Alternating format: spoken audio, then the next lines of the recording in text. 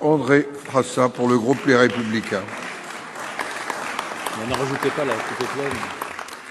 Merci, Monsieur le Président. Ma question s'adresse à Monsieur le ministre de l'Europe et des Affaires étrangères. Monsieur le ministre, depuis plus de 30 ans, le conflit qui ensanglante la région du Kivu et plus largement l'Est de la RDC ne cesse de préoccuper la communauté internationale sans pour autant qu'elle prenne une position claire et sans ambiguïté.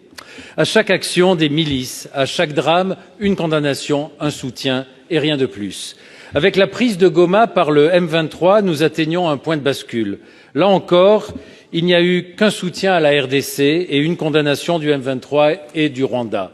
Hier, notre ambassade à Kinshasa et plusieurs autres ont été les cibles d'attaques inadmissibles. Pour autant, ces actes condamnables en disent long sur la perception par l'opinion locale de l'inaction de la communauté internationale face aux crimes de guerre commis en République démocratique du Congo. Alors, n'est-il pas temps, Monsieur le ministre, d'aller au cœur et au fond du problème, c'est-à-dire de prendre enfin des sanctions ciblées contre le M23 et surtout contre les deux pays qui le soutiennent et l'arment depuis bien trop longtemps, à savoir l'Ouganda et le Rwanda? Monsieur le ministre de l'Europe et des Affaires étrangères, pour répondre à la question, Monsieur Barrot. Monsieur le Président, Mesdames et Messieurs les sénateurs, Monsieur le Sénateur, avec vous, je veux rendre hommage aux agents et aux diplomates de notre poste à Kinshasa qui a été pris d'assaut hier, dont un des bâtiments a été incendié, ce qui me permet de rappeler qu'ils sont bien souvent en première ligne pour défendre nos intérêts dans des situations extrêmement difficiles et que leur engagement, leur dévouement et leur courage forcent notre admiration et notre respect. S'agissant des événements que vous évoquez à l'est de la République démocratique du Congo, la France condamne fermement l'offensive menée par le M23 et soutenue par les forces armées rwandaises. Elle porte atteinte à l'intégrité territoriale et à la souveraineté congolaise. Elle aggrave une crise humanitaire qui est d'ores et déjà la deuxième, la plus grave sur toute la planète, en ayant provoqué depuis le début de l'année plus de 400 000 déplacements de population, après les 2 millions de personnes déplacées l'année dernière, et en mettant à rude épreuve les forces onusiennes, la MONUSCO qui sur place protège les populations civiles et dont 3 casques bleus ont d'ores et déjà payé de leur vie leur engagement au service de leur protection.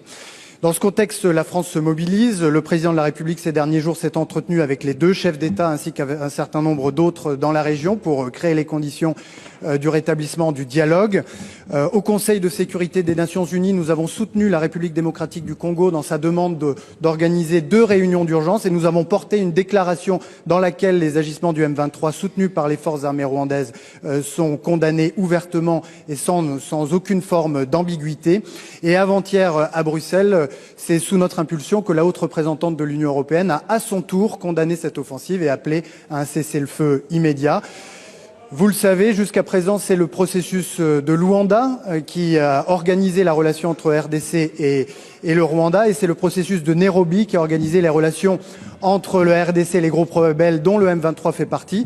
Ce sont des médiations qui auraient dû porter des fruits et qu'il faut continuer de soutenir, mais en tout état de cause, c'est par le dialogue et par la diplomatie que une solution sera trouvée à l'escalade à l'est de RDC, et à plus long terme, c'est en s'attaquant aux causes profondes du conflit, qui sont des causes de nature économique, de nature minière, que la région pourra retrouver la paix, la stabilité et la prospérité.